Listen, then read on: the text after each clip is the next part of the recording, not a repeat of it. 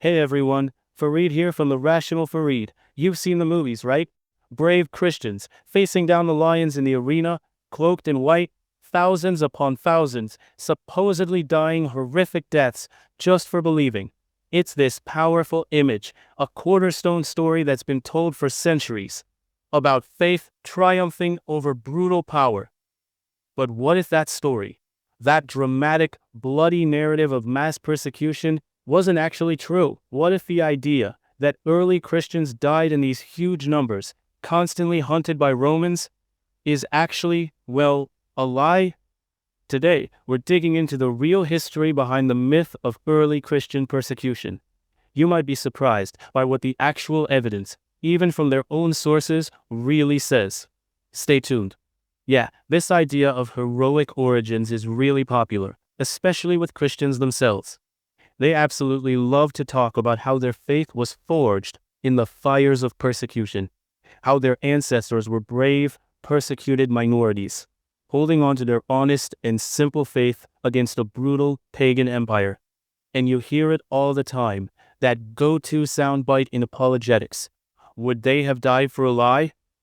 The argument being the sheer number of people willing to face death for their beliefs somehow proves those beliefs are true, as if mass suicide is evidence of anything other than mass conviction. And it's not just something you hear in church, right? Hollywood has pounded this image into our heads. Think about those movies.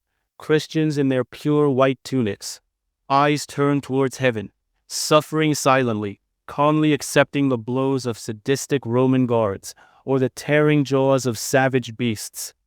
Thousands upon thousands, supposedly giving their lives, winning some sort of martyr's crown, all while showing the truth and superiority of their religion over Roman paganism.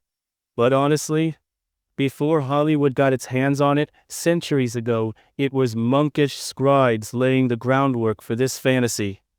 They wrote these absolutely lurid tales in things like the Lives of the Saints, stories packed with impossible suffering and triumphant survival. People surviving beheadings, getting dismembered, and putting themselves back together. It's pure, over-the-top fiction, frankly. You get all the fantasy, but none of the storytelling grace you'd find in Harry Potter, or even, dare I say, Tom and Jerry. It's a fairy tale designed to make you feel something. Heroism, purity, immense sacrifice.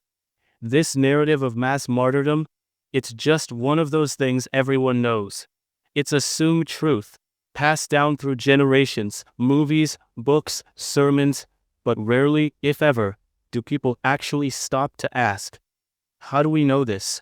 Where did this story even come from? Because when you start digging, and we're going to dig right now, you find the historical picture looks very different.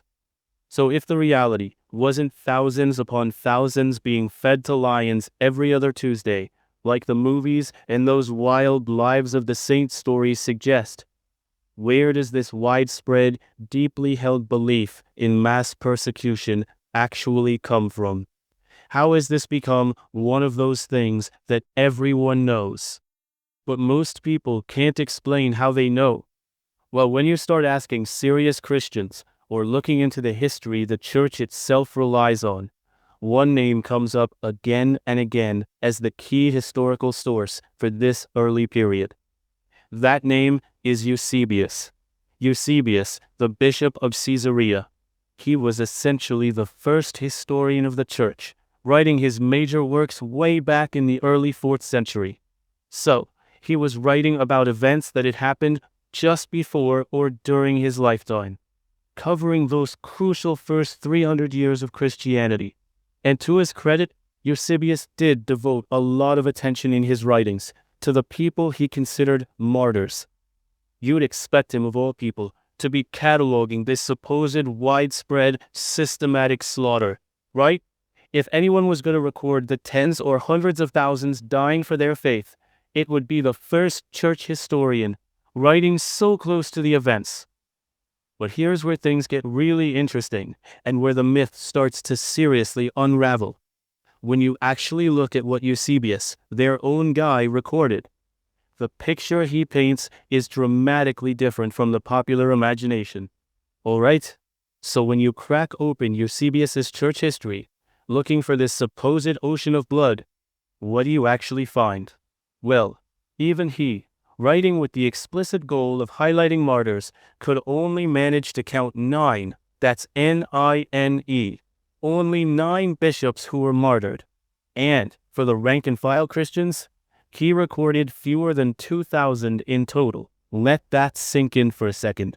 Fewer than 2,000 people over a span of 300 years. We're talking from roughly the time of Jesus up to the early 4th century.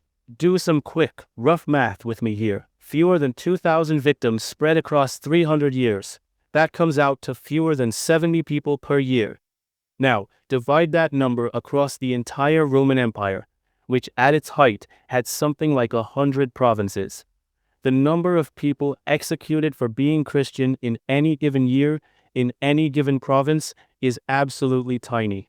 Put it another way, as some historians have pointed out, during most of this period, you were statistically more likely to be struck by lightning anywhere in the Roman Empire than you were to be executed for being a Christian. Let the Hollywood images of endless lions and arenas clash with that reality for a moment.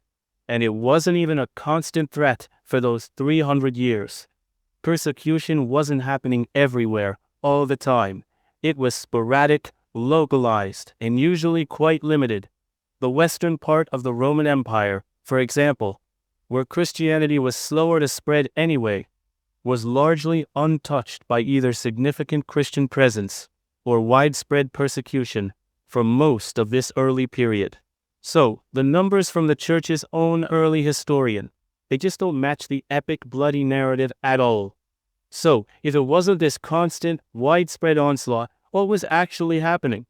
Okay, so if it wasn't this constant, empire-wide hunting and killing, were there any real persecutions? Yes, absolutely. It wasn't zero, but the key is they were sporadic, isolated incidents, not a sustained bloody policy for 300 years. According to Eusebius, the first notable empire-wide demand that led to Christians being targeted came during Emperor Decius in the mid-3rd century. And what was the massive, barbaric requirement? Roman citizens were asked to participate in a traditional ceremony, pouring a little bit of wine, a libation, for the health of the emperor and the empire. Now, some Christians, the more fanatical ones, refused this, seeing it as idolatry. And yes, some of them died as a result. But even Origen of Alexandria, a Christian scholar closer to the time, described those who died under Decius as easily counted. Eusebius himself suggested God only permitted these occasional, limited persecutions for discipline and correction within the church, not as a sign of overwhelming Roman power. In fact, later in that same century, things were so far from constant persecution that the church entered a period known as the Peace of Galinus. During this time, church leaders weren't hiding in catacombs. They were actually frequenting the imperial palace. They owned property, built churches, and started gaining some real political influence. Doesn't exactly scream dying for their faith in droves, does it? The only thing that really qualifies as a true, widespread, state-sponsored persecution with the aim of stamping out Christianity wasn't in the 1st or 2nd centuries, or even most of the 3rd. It was in the closing years of Emperor Diocletian and his successors like Galerius and Maximinus Daia. And even that lasted less than a decade. Their main goal was actually targeting Christians in the army and trying to suppress their secret assemblies and confiscate church books, not necessarily mass executions of every Christian citizen. So yes, there were periods of intense difficulty, but they were specific, limited in time, and targeted. A world away from the popular myth of 300 years of non-stop bloody slaughter. So if the historical record, even from their own sources, paints such a different picture, why does this myth of mass persecution persist? Who benefits from telling this story? So, based on the historical record we have, and remember, much of this comes from the early church's own most important historian, Eusebius, let's be absolutely crystal clear. The idea of a widespread, sustained, bloody, 3-century-long persecution of Christians by the Roman state is simply a lie. It wasn't a continuous empire-wide hunt where being a Christian guaranteed you a date with a lion or a sword. It wasn't thousands upon thousands being systematically rounded up and executed year after year. As we saw, the numbers, even from Eusebius, are comparatively tiny, the events sporadic and limited in scope and time. So, why does this myth persist? Why is it so deeply embedded in popular culture and Christian identity? Well, the sources we're looking at offer a pretty straightforward, if rather cynical, answer. This entire narrative of mass martyrdom and heroic suffering was, to use the language from the sources, an invention of Holy Mother Church. It was quite deliberately fabricated for its own greater glory. Think about it. What better way to build identity, inspire devotion, and command authority than by creating a pantheon of brave martyrs? It provides heroes, validates the faith through supposed suffering, and paints the other side, the pagan Romans, as uniquely evil and barbaric, justifying the church's eventual triumph. It's a powerful origin story, designed to foster a sense of beleaguered purity and ultimate victory. But it's not history. And that brings us back to that apologetic soundbite. Would they have died for a lie? Well, yes. People die for lies all the time, for false ideologies, for charismatic conmen, for fabricated narratives. But in this specific case, the premise itself is flawed. The lie isn't what they supposedly died for. The lie is the story of mass death itself. It's a narrative built on exaggeration and fabrication, serving a very clear purpose for the institution that created it. There you have it. The dramatic, bloody image of early Christians facing centuries of relentless, widespread Roman persecution, the kind you see in movies and hear in sermons, is, based on the actual historical evidence, including from their own early church historians like Eusebius, simply not supported.